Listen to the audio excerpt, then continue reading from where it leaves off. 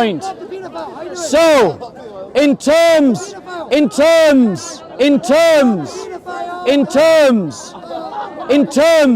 of what we are talking about, the Muslim has made the argument that talking about the suffering of Christians, why are you pushing people? Why are you pushing people? He can stand in front of you. Yeah, he can stand in front of you. Yeah, you can stand there. I can stand in front of you. Yeah, you can't push anyone. You can't push anyone. Now notice how the Muslims behave. Notice how the Muslims behave. This kind of thug Islam. This kind of thug Islam. No. He calls me a paedophile and a rapist. But which prophet married a 6-year-old child and had sex with her when she was 9? Which prophet? Muhammad. Muhammad did. The hadiths of Islam say that Muhammad picked a child, a 6-year-old child, to marry her and had sex with her when she was 9. The hadiths of Islam say that Muhammad married a Jewish girl within 3 nights of her father and her husband being killed. That's in the hadiths that are sahih. Now tell me, he has to go and look at his hadith. Now tell me, which woman on earth would want to have sex with the man that was responsible for the death of her father and the death of her husband within 3 nights? No. Returning to my point.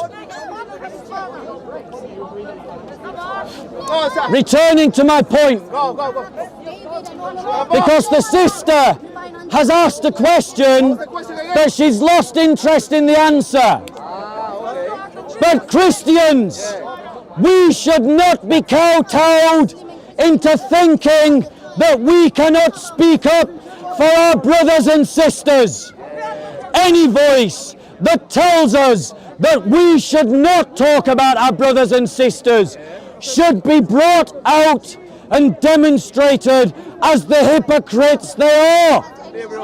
Because no community would accept that rule being applied to themselves. So, if they tell you, well, you should speak about the Muslims and you should speak about the Jews, reply to them. No one is speaking for the Christians, and that is why I do. No one is speaking for the Christians. In Palestine or anywhere else. So do not be cowed. Do not be silenced. Speak up for our brothers and sisters. Point out the hypocrisies of Islam, of Muslims, of pro-Palestinians. About what happened to the Muslims. He's lying, Sami. No, I want to talk to him about the eyes. He's lying. Yeah, he's lying. Why? About the eyes. About the eyes of Aisha. Okay, ask him. No, and your mother. You want to talk about that? You want to debate that? Can you have a talk? Are you capable of having a conversation? Are you capable of having a conversation? Do you condemn the actions of your brothers children? Yes. No, you don't. You support them. So this is how blind. This is how blind Islamic hatred meets you. What did he say? This brother asked if we condemn the deaths of children in Palestine, and this brother, a Christian, said yes. But the Muslim is so filled with hatred against the Christian, he simply turned around and said, no, you don't. So we say, yes, we do, but their Christophobia means that they can't hear us. But to the Muslims, do you condemn? Oh, he's walking away. But do they condemn? He does. Do the Muslims condemn the jihad against Christians in Nigeria? Do you condemn that? Do you condemn that? Yes. Do you condemn? Do you condemn? Listen. Do you condemn? Do you condemn? Listen. Do you condemn the jihad against Christians in South Sudan? Answer. No. Okay. No. No, he said. You don't condemn the jihad against Christians. He said no. No, he said no. So, according to the Muslim, we have to condemn every atrocity that happens to Muslims. We do, by the way. But when they commit atrocities against Christians, they say they don't condemn it.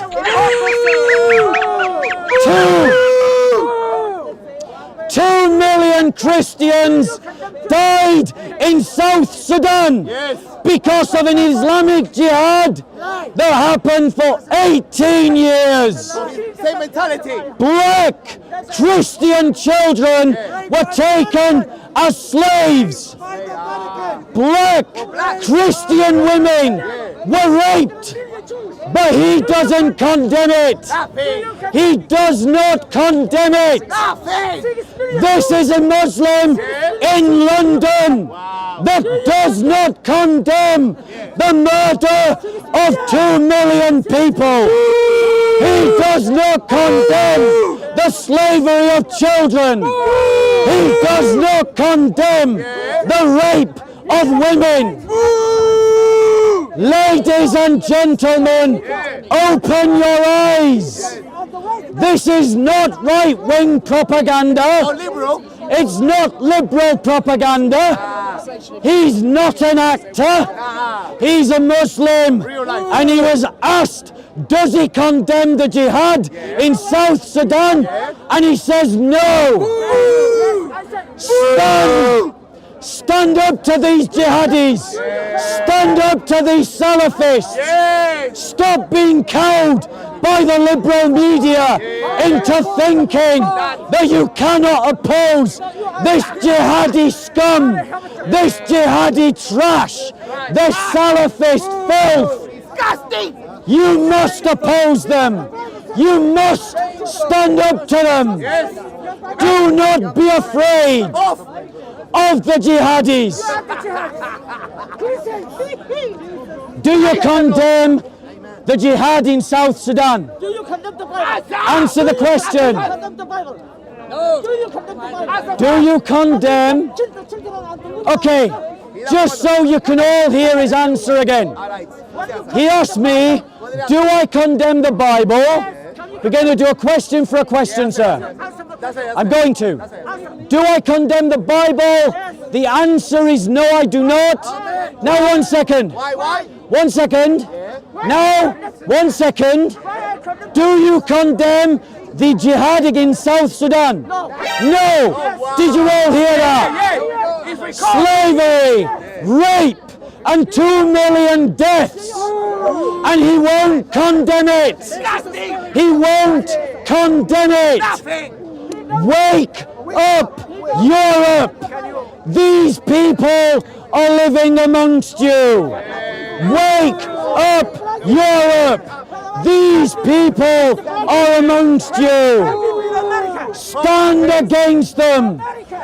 Organize, train, unite, mobilize, and resist. Das Volt! Das Volt! Das Volt! If you will not stand against them, then they will take land, territory. If you do not stand against them, they will support the jihads in South Sudan. And if they will support the jihad in South Sudan, why will they not support a jihad in the UK, or France, or Germany, or Spain, or Scandinavia? He stood here and said he supports the killing of 2 million Christians in South Sudan. He said he supports the enslavement of black children in South Sudan. All of you black Muslims, are you listening to who the real slavers are? He said he supports the raping of Christian black women in South Sudan.